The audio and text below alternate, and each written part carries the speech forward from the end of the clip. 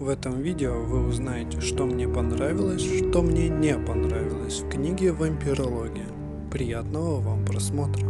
Здесь прекрасен. А на земле они ожили и почувствовали невероятную жажду. И знаете, что случается с бездарями? О, сейчас я вам расскажу. Для того, чтобы человечество смогло уничтожить вампиров навсегда.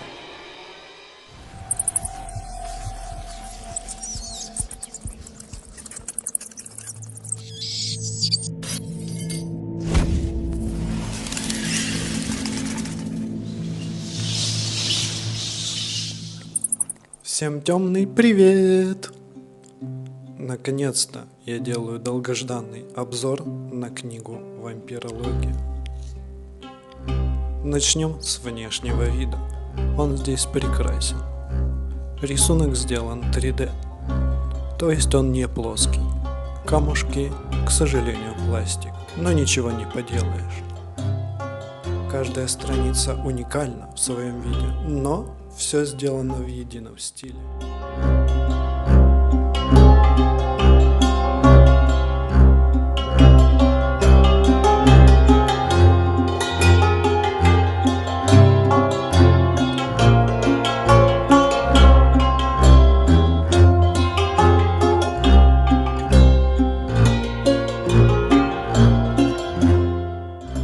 Переходим к позору бездарей авторов. И знаете, что случается с бездарями?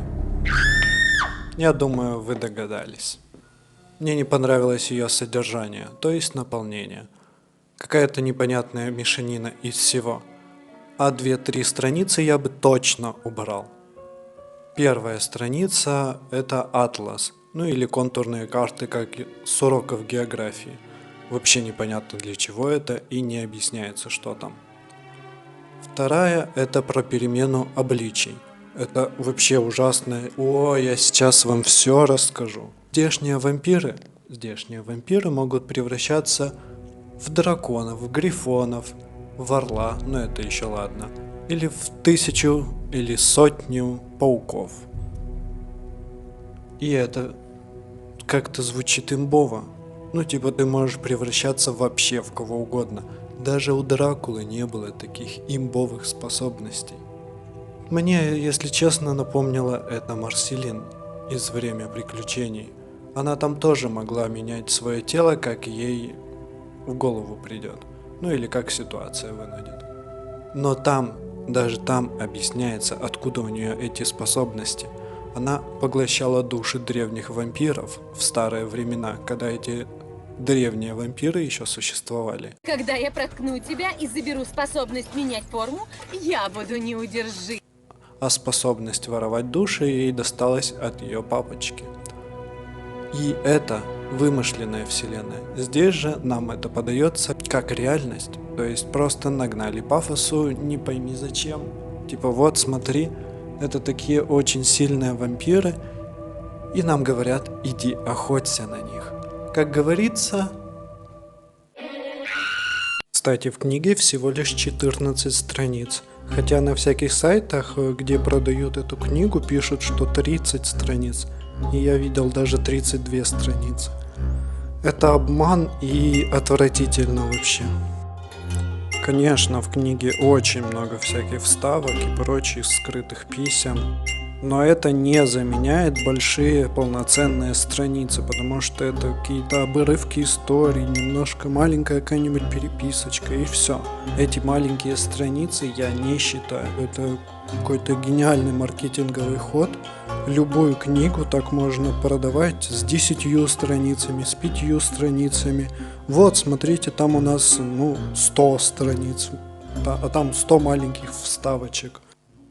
А стоимость книги варьируется от 1600, я видел, до 6150 рублей. Больные деньги, мне кажется. Еще я не знаю, какой должен быть возраст у читателя.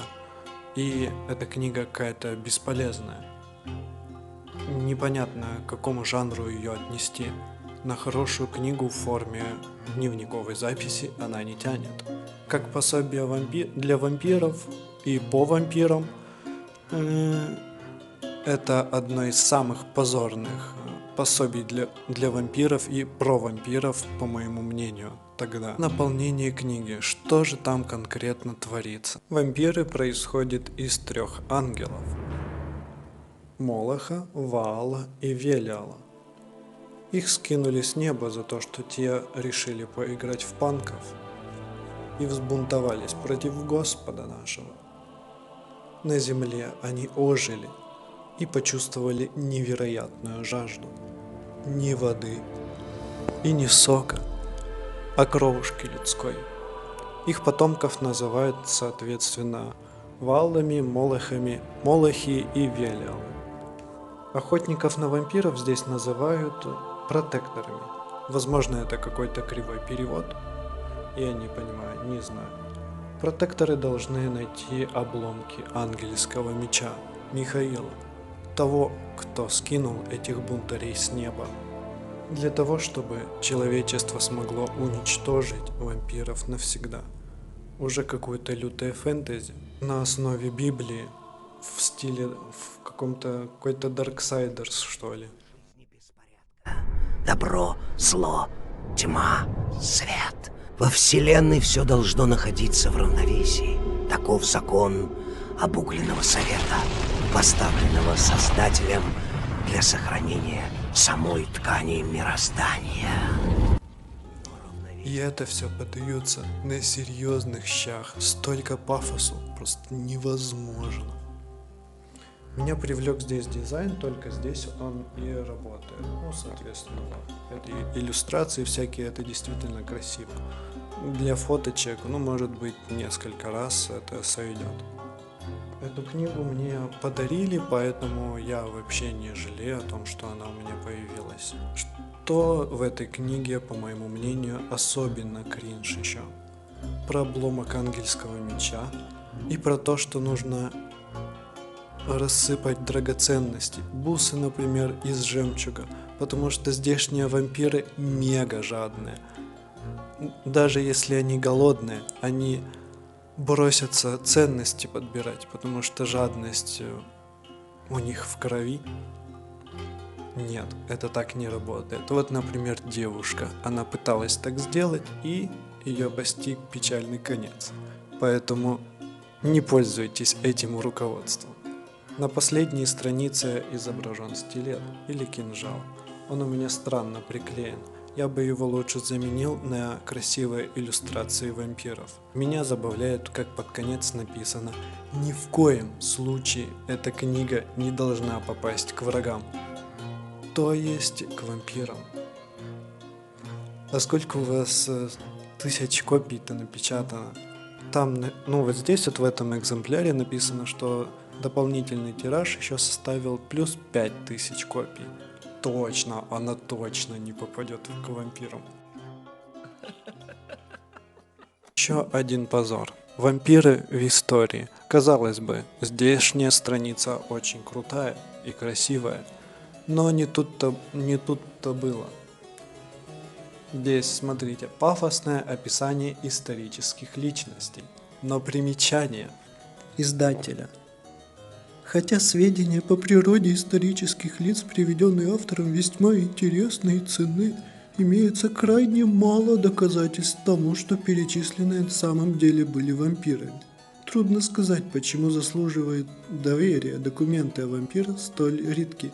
Возможно, это объясняется человеческим невежеством или попросту тем, что этих монстров не существует. Столько пустого пафоса. Итоги. Дизайн действительно хорош. Прям вопросов к нему не возникает. Постарались здесь художники очень хорошо. Но эта книга очень перегружена. Из-за этого у нее так мало страниц и такой большой вес. Потому что здесь всяких вклеек очень много, прочих картинок, записки, которые спрятаны и прочее. Мне кажется, это лишнее, можно было бы просто больше страниц добавить. И не делать так. Если вы ищете интересную историю, то я вам рекомендую «Империя вампиров». Замечательная книга, обзор которой имеется у моего коллеги Графа на канале. Рекомендую ознакомиться, ссылочка будет в описании. Книгу нот, ее можно скачать у меня в группе ВКонтакте, я ее выкладывал, также подписывайтесь, там много всего интересного. Книга нот это по вселенной Vampire the Masquerade. Там понятно все объясняется, не так бездарно и точно не 13 страниц. Еще есть очень много изданий, это уже настольная игра Vampire the Masquerade. То есть там от 1 до 5 редакции сейчас самая последняя. Тоже очень интересно, увлекательно, баланс и прочее. Кстати, настолка тоже прям топовая. Я рекомендую. Like rain, guard your sleep from the sound of their pain. Long gone, long gone, long gone, long gone, and out of this world.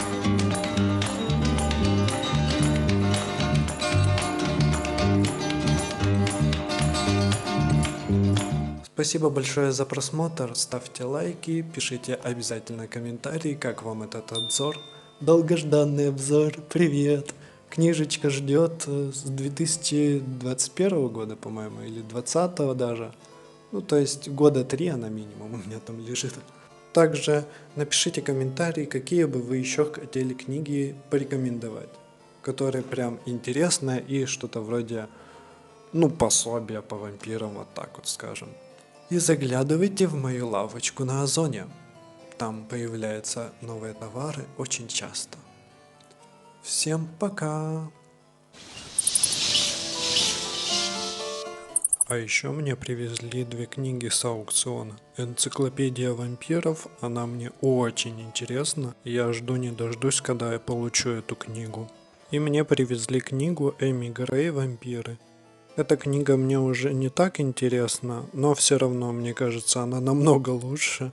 Даже она намного лучше, чем вампирология. По крайней мере, по количеству страниц их явно больше, чем 14.